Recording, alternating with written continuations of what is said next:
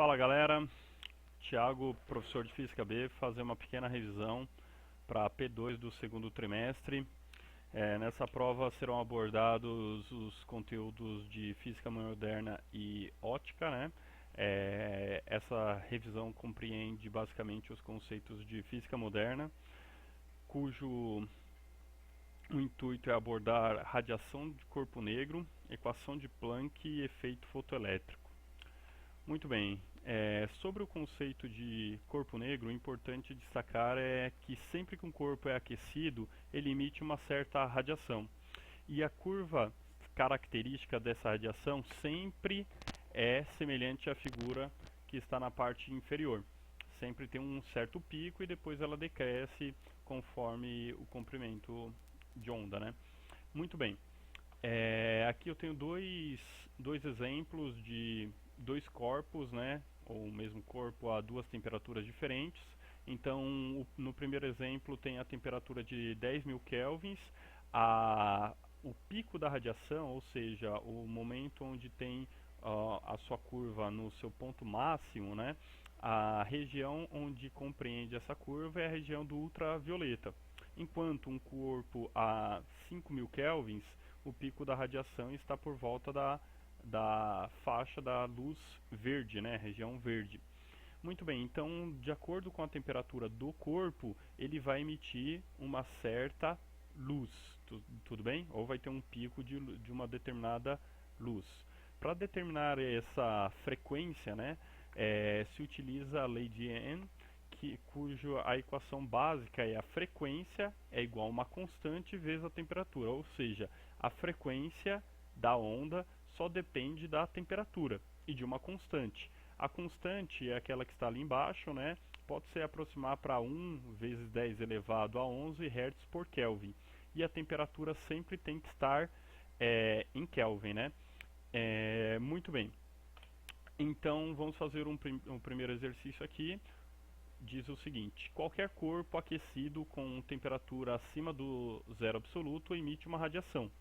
Considere um corpo a uma temperatura de 6.500 Kelvin. O item A é para determinar a frequência e o item B para determinar o comprimento de onda. Muito bem, para determinar a frequência e comprimento de onda, a única coisa fundamental para resolver essa questão é a temperatura que já está implícita aí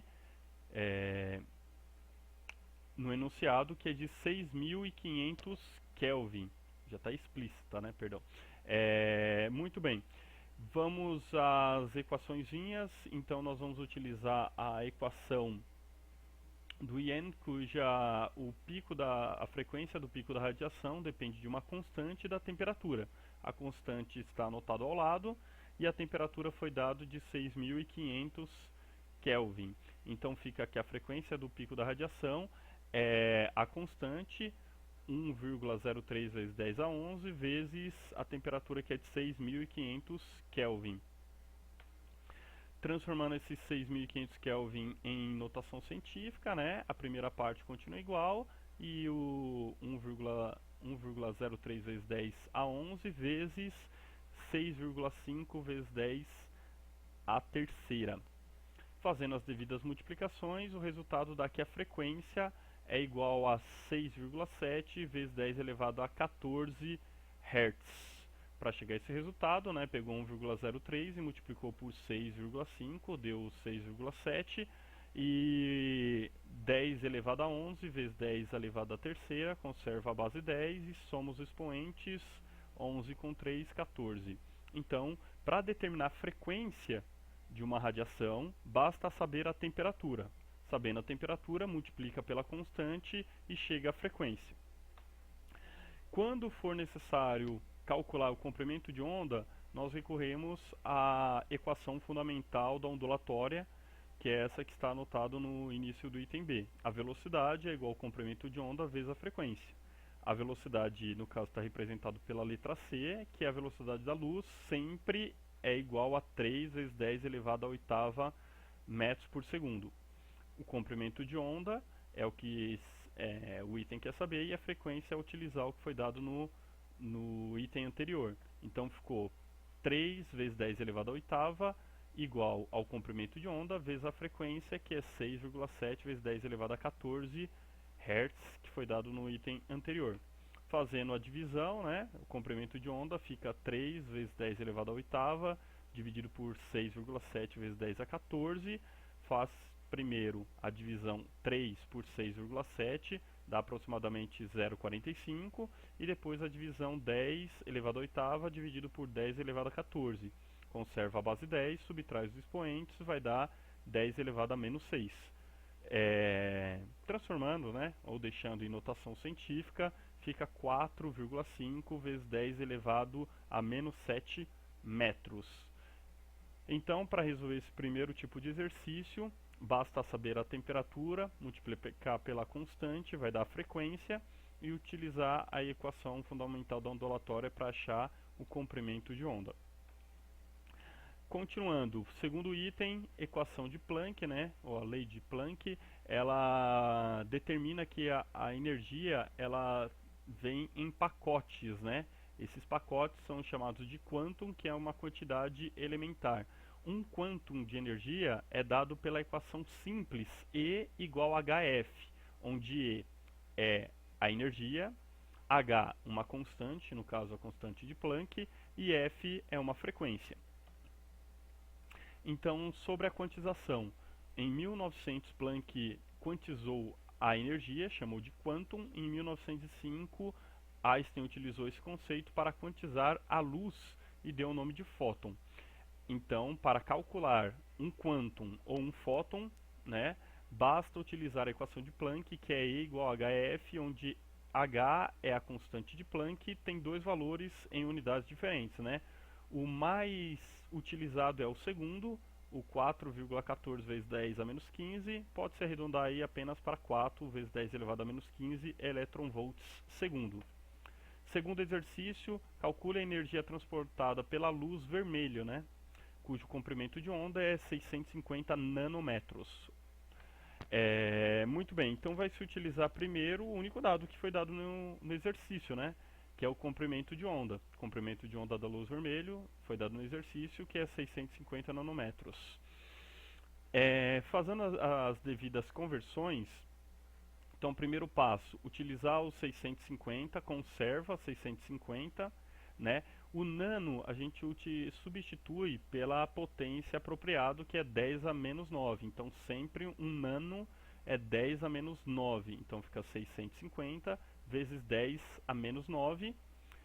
Utilizando o conceito basicamente de notação científica, o resultado para o comprimento de onda dá 6,5 vezes 10 a menos 7 metro, né? Ficou faltando o m de metro ali.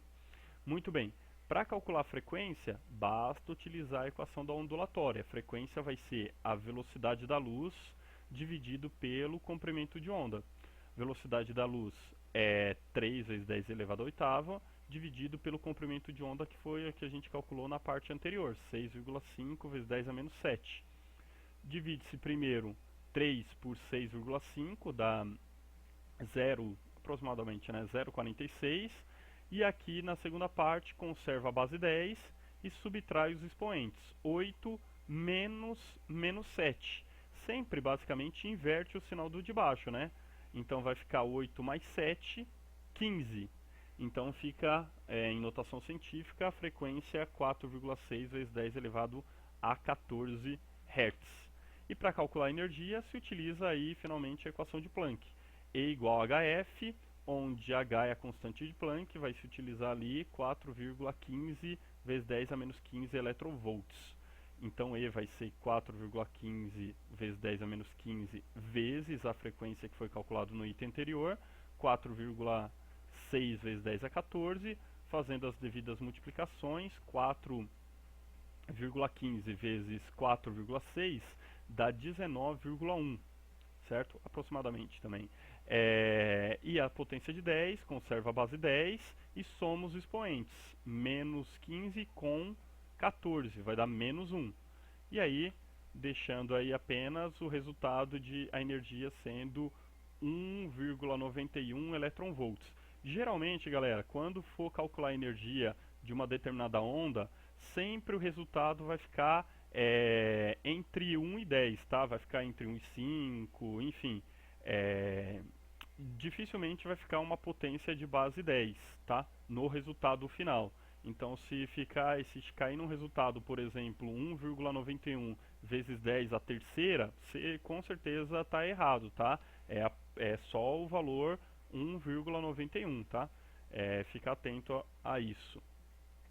O próximo conceito aí é de efeito fotoelétrico. Basicamente, o efeito fotoelétrico é quando uma determinada luz, né, incide sobre uma superfície e essa luz faz com que os elétrons da superfície ganhem energia o suficiente para se deslocar dessa placa metálica. Esse é o efeito fotoelétrico. A equaçãozinha básica para o efeito fotoelétrico, ela vem da conservação de energia, sendo E a energia do fóton que está sendo incidido na placa, o EC, a energia cinética adquirida pelo elétron após o efeito, e W, o trabalho realizado. Esse trabalho realizado é por quê? Por causa que o elétron está na superfície e ele tende a permanecer na superfície. E ele está, digamos assim, possui uma certa energia de ligação. E é para quebrar essa energia de ligação se gasta uma certa quantidade de energia, que nada mais é do que o trabalho, tá? Então, a equação básica pela conservação de energia é a energia inicial igual à energia final. Energia inicial é a energia que chega, a energia do fóton que está chegando na placa, vai ser igual à energia do elétron que ele obteve após o efeito, mais a energia que ele gastou para deslocar esse elétron, tudo bem? Substituindo pela equação de Planck, né, onde E é igual a hf, o E do início da equação é substituído por hf, é igual à energia cinética mais o trabalho realizado. Esse é o efeito fotoelétrico. Um exemplo aqui mais gráfico e visual, né? Então imagina que aqui tem um fóton chegando, né, numa determinada placa, ele está chegando com um valor de 3 eletronvolts de energia. Cada uma dessas ondinhas aqui, né? Então ele está chegando com 3 eletronvolts de energia.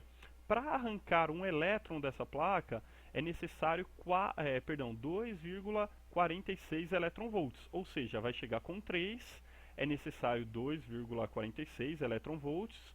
Logo, como essa energia aqui é maior do que a energia necessária para arrancar o elétron, vai ocorrer o efeito fotoelétrico. E como essa energia é maior do que esta, a quantidade de energia que sobrou vai ser a energia cinética do elétron, tá? Então, se eu pegar aqui, ó, energia inicial vai ser igual à soma do W com a energia cinética, o trabalho mais a energia cinética, tudo bem? Tem que a soma dar o valor inicial. Tranquilo? Vamos aí para o terceiro exercício. Considere a situação da luz azul, aí foi dado a frequência 6,3 vezes 10 elevado a 14 Hz, incidindo sobre uma placa de alumínio, cujo trabalho é 4,08 eletronvolts. Nessa situação, né, haverá efeito fotoelétrico? Então, o que é necessário? Primeiro, foi dado a frequência. Se foi dado a frequência, você vai utilizar a equação de Planck. Sempre que for dado a frequência, é para utilizar a equação de Planck. Porque a equação de Planck relaciona energia com a frequência. Energia é igual a uma constante vezes a frequência. A constante nós utilizamos aí um valor aproximado de 4 vezes 10 elevado a menos 15, vezes a frequência que foi dada no exercício, 6,3 vezes 10 a 14 Hz. Fazendo a multiplicação, 6 vezes 6,3 vezes 4 e utilizando as potências de 10, obtém-se o valor da energia sendo 2,58 eletronvolts. Então vai ocorrer o efeito fotoelétrico? Não vai ocorrer o efeito fotoelétrico. Por quê? Por causa que a energia do fóton inicial é de 2,58 eletronvolts e a energia para extrair esse elétron dessa placa é necessário de 4 eletronvolts, ou seja, não vai haver o efeito fotoelétrico. Só ocorre o efeito fotoelétrico quando a energia que chega é maior do que o trabalho para realizar a extração desse elétron. Muito bem, vamos para o quarto e último exercício. A luz ultravioleta possui frequência de 7,5 vezes 10 elevado a 14 Hz. Faltou a unidade ali, né? Hertz. Quando Em seguida, uma placa de sódio, cujo trabalho para se extrair o elétron é de 2,46 elétron-volts. Ocorre ou não o efeito fotoelétrico? Se sim, ou seja, se ocorrer o efeito fotoelétrico, qual é a energia cinética do fóton emitido? Muito bem, começou dando a energia, perdão, a frequência da onda. Se ele deu a frequência da onda, basta utilizar a equação de Planck para determinar a energia. Determinando a energia, você vai comparar com o W e verificar se o E é maior que W, vai acontecer o efeito. Se o E for menor que o W, não vai acontecer o efeito. Então vamos lá. Então, utilizando a equação de Planck, E igual a HF, onde o H é 4 vezes 10 a menos 15, é a constante, e a frequência foi dado no exercício. É só fazer a multiplicação da frequência pela constante. Fazendo a multiplicação e simplificando aí basicamente as potências de 10, vai resultar aí em 3 elétron-volts, ou seja, a energia da onda violeta, né, que foi dado no exercício, cuja frequência é 7,5 vezes 10 a 14, a energia dessa onda é 3 elétron-volts. No exercício, ele falou que o trabalho para se realizar a extração do elétron, ou seja, o efeito fotoelétrico, é de 2,46. Como a energia da onda, perdão, do fóton, do fóton do violeta é 3 elétron-volts e o trabalho é 2,46, como E é maior do que W, então vai ocorrer o efeito fotoelétrico. E como é que eu calculo a energia cinética? A energia cinética nada mais é do que a subtração dessas duas energias. Você pega o maior valor, que é a energia incidente, que no caso é a energia inicial, menos a energia que ele gastou para realizar o trabalho. Ou seja, fica energia cinética é igual a E menos W, igual a energia do fóton é 3, menos o W, que é 2,46. Fazendo a subtração, obtém-se que a energia cinética do elétron após o efeito é 0,54 elétron-volts. Então, sempre que o exercício der a frequência, primeiro se utiliza a equação de Planck para determinar a energia do fóton e depois comparar com o W. Se o E for maior que o W, ocorre o efeito fotoelétrico. E o que sobrar de energia, né, o que sobrar de energia é a energia do fóton que foi emitido. Tudo bem? Basicamente é isso, os conceitos de física quântica que vai cair na P2 do segundo trimestre. Uma boa sorte a todos, um grande abraço, até mais.